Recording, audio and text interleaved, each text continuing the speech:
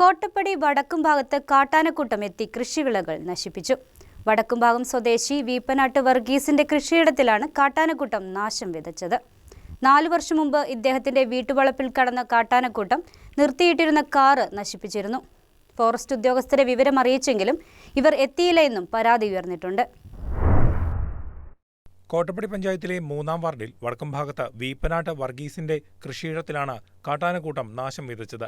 വ്യാഴാഴ്ച പുലർച്ചെ 12 മണിയോടെ എത്തിയ കാട്ടാനകൾ കവുങ്ങുകളും കൊക്കോ മരങ്ങളും നശിപ്പിച്ചു. ഇരുട്ടായിരുന്നുവെങ്കിലും 4-ലേറെ ആനകളെ കണ്ടുവെന്നാണ് വർഗീസ് പറയുന്നത്. പൂർണ്ണ വളർച്ചയെത്തിയ കായ്ച്ചു തുടങ്ങിയ കവുങ്ങുകളാണ് കാട്ടാനക്കൂട്ടം നശിപ്പിച്ചത്. ഈ രാത്രി 12 മണിയായി കഴിഞ്ഞപ്പോൾ ആനകൾ കൂട്ടം കൂടി വന്നു കഴിഞ്ഞാൽ കമുകും കൊക്കോയും എല്ലാം പുറത്താക്കിയിട്ട് കൊക്കോയും മണക്കാരൊക്കെ നശിപ്പിച്ചു.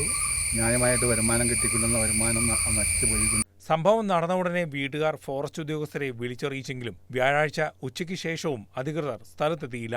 ആനയ്ക്ക് പുറമെ മ്ലാവുകളും കൃഷി നശിപ്പിക്കുന്നതായി ഇവർ പറയുന്നു. കൊക്കോ തൈകൾ മ്ലാവ് കടിച്ച് നശിപ്പിക്കുകയാണ്. മാത്രവുമല്ല, കൊക്കോ മരത്തിന്റെ പുറംതൊലി കടിക്കുകയും ഇതുമൂലം കൊക്കോ മരം ഉണങ്ങിപ്പോവുകയും ചെയ്യുന്നു.